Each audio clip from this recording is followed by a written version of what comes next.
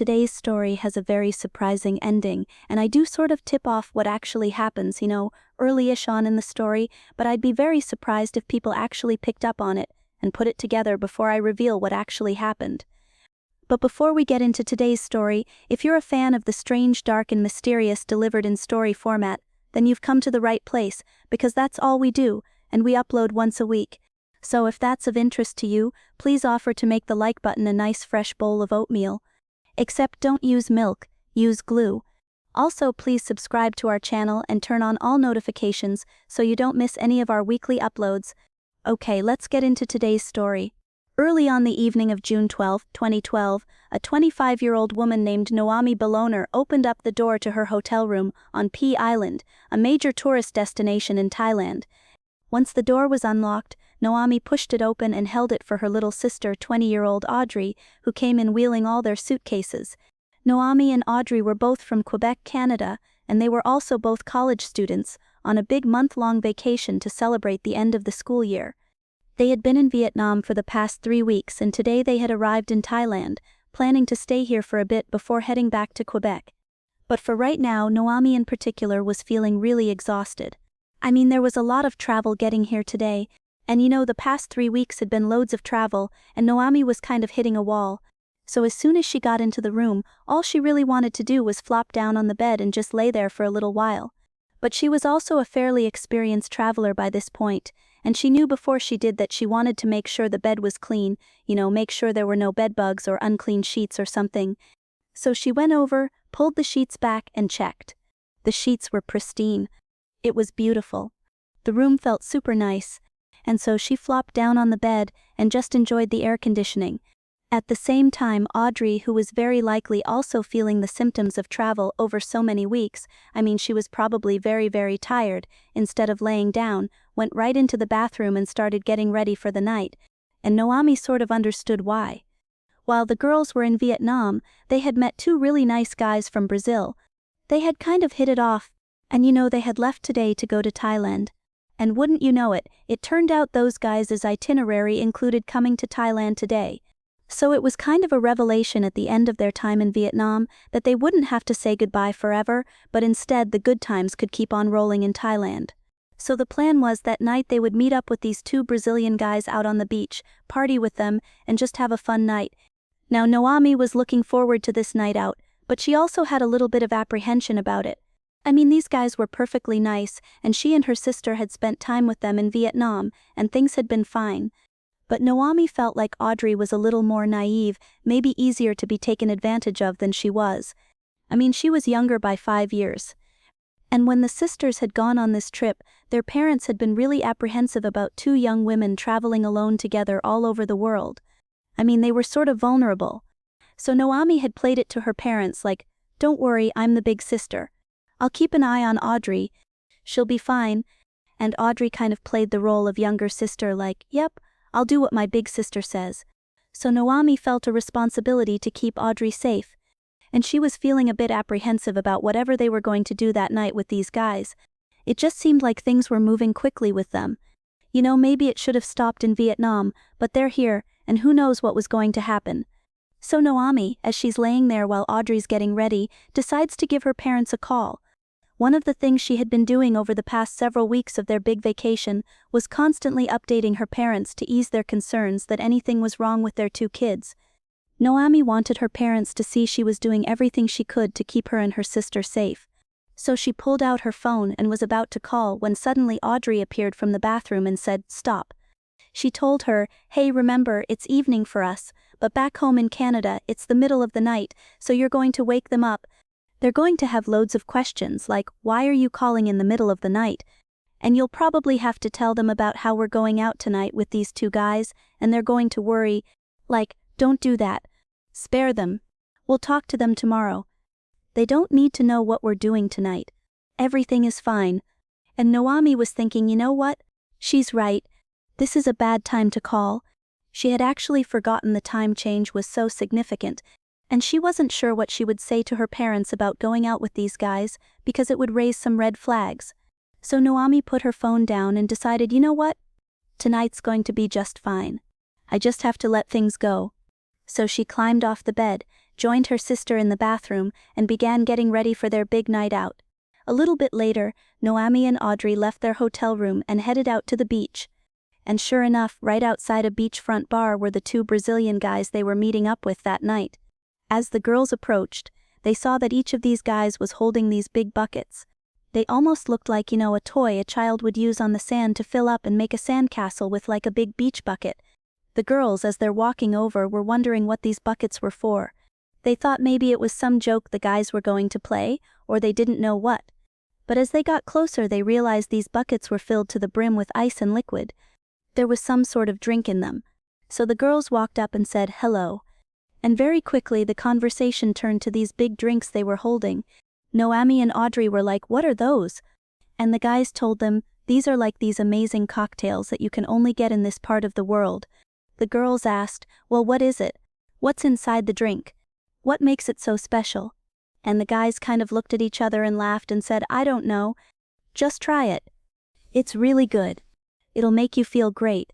Now Noami, being the more responsible one, didn't immediately begin drinking. Instead, she paused and thought about it. But Audrey, on the other hand, was totally sold. She reached forward, grabbed one of the buckets, and just began chugging this drink. Noami looked at her like, "Come on, you can't just jump into this. We don't know what this stuff is." But after a couple of chugs, Audrey lowered the bucket, looked at her sister, and grinned. She handed it back to her guy and told Noami, "This tastes great. This is awesome. Like, you've gotta try it. Loosen up." So at this point, Noami's considering the situation. They were in Vietnam with these guys, partying and drinking with them, and they seemed perfectly trustworthy. They were clearly drinking from these buckets, and it didn't seem nefarious. And Noami looked around the beach and suddenly realized basically everybody had these big buckets. This wasn't just these two guys. Everybody's drinking this thing. So Noami thought, okay, well, if they think it's okay and it's sort of normal in this part of the world, then it's got to be okay. And so she reached forward, grabbed the other bucket from the other guy, and took a big sip. Several hours later, well after the sun had gone down, Audrey and Noami were having a great time with their Brazilian friends. They were still near this beachfront bar, actually dancing right outside of it because now there was a DJ blaring music, and there were all these people. The sisters had sort of split up, doing their own thing with their respective guy, but they were near enough to keep tabs on each other. They were just having a great time. By this point, they had jumped in the ocean, gone swimming, eaten a ton of local food, and Noami had lost count of how many of these big bucket drinks they had all consumed together. But they were really just having a blast. I mean, Noami's vision was a bit blurry, and she was kind of stumbling. She'd look over at Audrey, who was in the same state as were the two guys they were with. I mean, they're buzzed. They're having a great time. So the two girls and their guys are out there dancing, doing their thing. It's about 1 a.m. at this point, and Noami's guy says to her, "Hey, do you want to head back to the hotel room together?" And Noami's like, "Yeah, let's go back, but hold on. I want to talk to my sister first." So Noami stumbles her way over to Audrey, who's in the middle of this big dance routine with her guy, and she stops Audrey, who whips around, all smiles. Noami's like, "Hey, do you want to go back to the hotel room? We're going back now. Do you want to come?"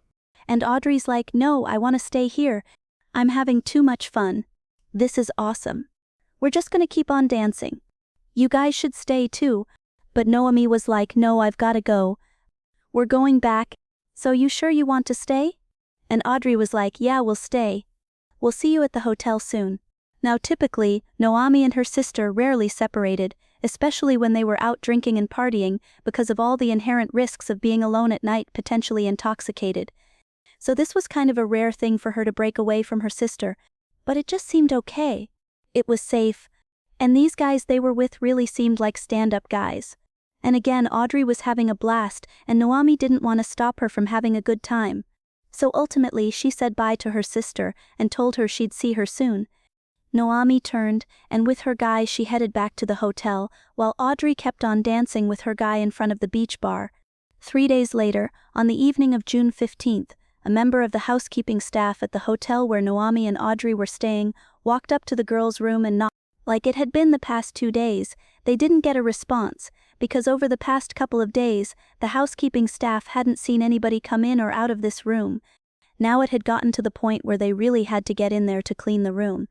and if they didn't get a response, this staff member was going to have to unlock the door and go in. So one more time they knocked on the door and called out housekeeping just in case someone was in there. But again there was silence. So the staff member put their card in the door, unlocked it, opened it up, and stepped inside. And seconds later that staff member was literally running out of the hotel room, screaming for help. At 9 p.m. that night, a team of police officers led by Lieutenant Colonel Rat Sambo arrived at the hotel room. Sambo was an experienced police officer, and he'd already been briefed on what was found inside. So when he and his team walked in and saw it for themselves, he wasn't shocked. When they got in there, they found two women inside. It was Noami and Audrey Balloner, both lying in their respective beds, tucked up in their sheets, lying perfectly still, and each of them completely surrounded by vomit. Sambo estimated that these two women had been dead for between 12 and 20 hours. His first theory as to what might have killed them was alcohol poisoning. That would explain the vomit. This was also a big tourist destination, and these were clearly tourists, so maybe they were out partying and died from alcohol poisoning. However, when Sambo looked more closely at the bodies, he noticed a confounding detail. There was dried blood on the girls' gums and under their fingernails, and that was not consistent with alcohol poisoning. So Sambo thought, okay, maybe the blood in these parts of their body is because those are defensive injuries. Maybe someone attacked these girls and that's how they were killed.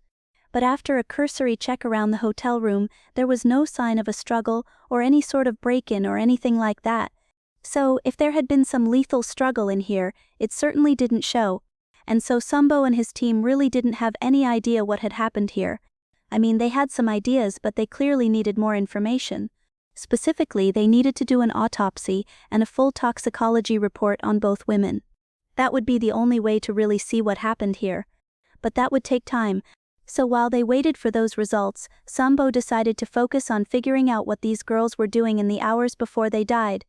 Where were they? What did they eat? What did they drink? And who were they with? Over the next couple of days, Sambo and his team interviewed several of the hotel staff. From those interviews they learned that Audrey and Noami were visiting Thailand from Canada. On the first night they were here, the two women went out early in the evening. Then one of them came back with some guy, an unidentified man, at 1 a.m., and then at 4 a.m. the other girl came back to the hotel, also with an unidentified man. So Noami and Audrey and these two unidentified men were in the hotel room, presumably from 4 a.m. until 6 a.m., when both men left the hotel room together, and the two girls were presumably left inside. Lieutenant Sambo reviewed some security footage from the hotel, which confirmed this entire timeline was correct, which meant Sambo really needed to speak to these two unidentified men because they were clearly the last ones to see these girls alive. So the police department put out an announcement about Noami and Audrey's deaths, as well as a public call for help in identifying these two men. Shortly after making this announcement, the police learned that these two men were Brazilian, and unfortunately, they had already left Thailand on their way back to Brazil. Brazil was outside Sambo's jurisdiction, so he had to appeal to Interpol, an international police organization, to find these two men and interview them. About a week later, Sambo finally got a call from Interpol. They had found the two men and interviewed them. They told Sambo that when they informed the two guys that Noami and Audrey had died, the men seemed genuinely shocked. When asked, why were you so quickly on a flight out of Thailand back to Brazil, they said, no, there's nothing suspicious about it. We had booked those tickets way in advance. We just got on the flight and left. There's nothing more to it. Interpol continued to press them, saying, you were the last ones with these girls before they died. Tell us about their condition when you left the hotel at 6 a.m. The guys said, look, they seemed maybe hungover or sort of sick from partying the night before. They definitely seemed a little down, but they were basically fine. However, Interpol noted it was interesting that the two men admitted that for the next 2 days after their night out with Noami and Audrey, they were stuck in bed themselves, totally sick, vomiting, ill. They didn't know what from, but they said they were very, very sick following their encounter with the girls. Sambo thanked the Interpol officer and hung up. Even though he couldn't help but feel suspicious of these two Brazilian guys, he was now thinking, okay, if they said they got really sick after spending time with Noami and Audrey, maybe what happened here is all four of them got sick with something, some illness, and the guys survived it, but the girls didn't. So Sambo began to think about what type of illness they could have contracted. The first thing he considered was food poisoning. tourists come to Thailand and try the local food, and sometimes it makes them really sick. In particular, there were two types of food in Thailand, notorious for giving tourists the worst food poisoning, a particular type of mushroom and blowfish. These items, if your body reacted badly enough, could be lethal. However, when Sumbo got back the autopsy and toxicology reports, he realized his food poisoning theory was definitely wrong. It turned out those drinks the girls had with the guys in those big buckets were unique to Thailand. They're not drinks served really anywhere else in the world, and that's because those drinks are just not safe. For whatever reason, they've become sort of an accepted thing in Thailand. But when you hear what's in these drinks, you'll understand why they're not sanctioned or popular outside this small part of the world. There's no alcohol in these big buckets of liquid. Instead, they include crushed up narcotics, cough syrup, Coca-Cola, and in some cases pesticide, specifically DEET, the main ingredient in mosquito repellent. And wouldn't you know it, in the report Sumbo got back, he saw both girls had clearly ingested DEET, a highly toxic chemical. Despite this, even though it seemed clear this was a DEET poisoning case, Sumbo was thinking, how could this have happened? These drinks, called 4x100s, are pretty popular in Thailand, and people aren't just turning up dead left and right. It's a dangerous drink, no doubt, but people don't die with any regularity from drinking it. So Sumbo thought, what must have happened here is whoever mixed this particular batch of 4x100s must have accidentally included too much DEET. That would explain how the two girls died from DEET poisoning too much DEET in their drinks. And very likely the guys consumed the same batch with tons of DEET, but their bodies were able to withstand it, and they survived despite getting very sick. So 9 days after the two girls had died, their bodies were sent from Thailand back to Canada, along with the Thai police's official findings that this was an accidental DEET poisoning. However, when Noami and Audrey's remains arrived in Canada, they didn't go straight to their family. Instead, they went to a leading coroner in Quebec named Renee Rousell. By this point, the girls' parents were obviously heartbroken, but more than that, they were furious. The way they found out about their daughters' deaths was through the media. Despite the police being called immediately when the girls were found dead, the Thai police didn't contact the family. They only got in touch after their investigation was done, saying, hey, by the way, your daughters are dead. It was DEET poisoning. It is what it is. Good luck. The parents felt, are you kidding me? You didn't loop us in at all? We were spending days trying to get in touch with our daughters, and you knew all along they were already dead. So the parents had no faith, no trust in the Thai police. And then to find out, wait a minute, so they drank this drink that's apparently sold at this beach bar all the time, and oh yeah, it killed them? No big deal? There's no warnings at this beach bar about how dangerous this drink is. Shouldn't there be a tourist warning or something? And also, it's kind of a lazy explanation that the two guys they were with drank the same poison but didn't die, just because our daughters did. That doesn't add up either. This whole thing feels like laziness at best, or at worst a cover-up. Maybe this looks really bad for Thailand that these tourists died, and it could have been prevented. The parents felt, we can't just take their explanation at face value. Clearly something's going on here. Something's wrong, and apparently the Canadian government felt the same way. This case was all over the news, and they also felt, wait a minute, we haven't looked closely enough at this. What's really going on here? So it was the Canadian government who told Renee Rousell to do another autopsy on the girls' remains. Let's really see if it was DEET that killed them, or maybe something else. When Renee checked Noami and Audrey's bodies, she did find DEET in their system. However, not nearly enough to kill them. So while it seemed obvious they must have consumed those 4x100 drinks, that couldn't have been what killed them. Renee didn't find any other poisonous substances in their bodies. There wasn't another explanation. It just showed there was DEET, but that was it. So Renee thought, there's gotta be some explanation here. And so she began serious research into the whole case. And eventually she found something. And it horrified her. It horrified the family. It horrified the world. From Renee Rousell's additional research, it turned out Noami and Audrey were far from the first tourists to die this way in Thailand. Between 2009 and 2015, at least 20 tourists had been found dead under very similar circumstances.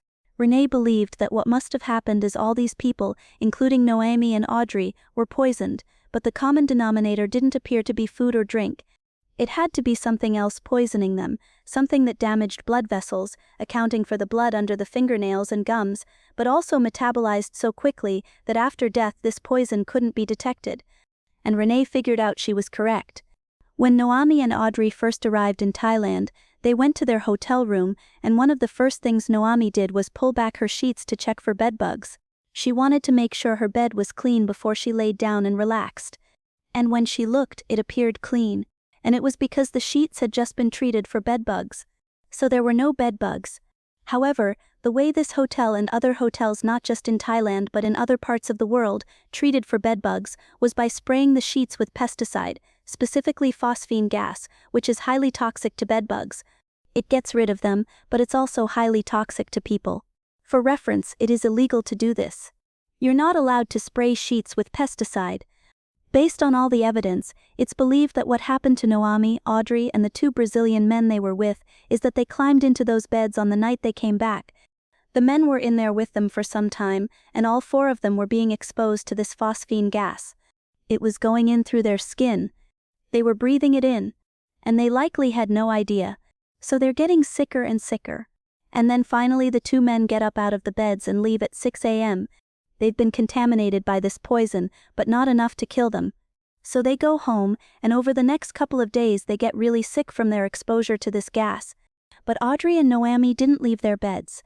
They stayed in those beds all night, and unfortunately as they lay there, their bodies continued soaking in all of this poison. Their bodies just couldn't handle it. And so it eventually killed them. But despite learning this, and despite the fact that clearly something illegal was done here, you cannot spray hotel bedsheets with pesticide to get rid of bedbugs. It's incredibly hazardous. You can't do it to this day. No one has been held accountable for these girls' deaths. Thank you so much for watching. Let me know what you thought of today's episode in the comments. And remember, we have hundreds of videos for you to binge right now. But if you're looking for a recommendation from me of that one video that's worth your time, well, it's this one right here. So give it a watch. Alright, until next time. See you.